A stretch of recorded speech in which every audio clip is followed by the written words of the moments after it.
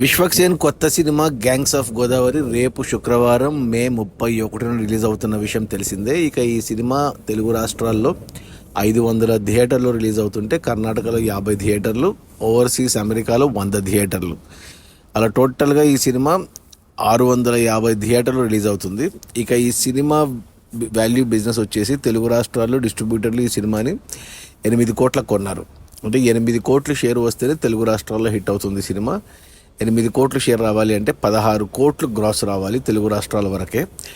ఇక కర్ణాటక మరియు ఓవర్సీస్ కలిపి 2 కోట్లకు కొన్నారు డిస్ట్రిబ్యూటర్లు. అంటే ఇక్కడ హిట్ అవ్వాలి అంటే 4 కోట్లు గ్రాస్ రావాలి, అప్పుడే 2 కోట్ల షేర్ వస్తుంది. అలా టోటల్గా ఈ సినిమాని డిస్ట్రిబ్యూటర్లు 10 కోట్లకు కొన్నారు.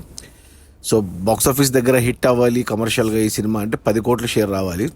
10 కోట్ల షేర్ రావాలి అంటే 20 కోట్లు గ్రాస్ వస్తేనే సినిమా హిట్ అవుతుంది. సో విశ్వక్సేన్కి ఇంతకుముందు వచ్చిన గామి కానీ అంతకుముందు వచ్చిన దమ్కి కానీ రెండు కూడా 20 కోట్ల గ్రాసు 10 కోట్ల షేర్ వచ్చి రెండు కూడా కమర్షియల్గా హిట్ అయ్యాయి. సో ఇది పెద్ద టార్గెట్ ఏం కాదు విశ్వక్సేన్కి.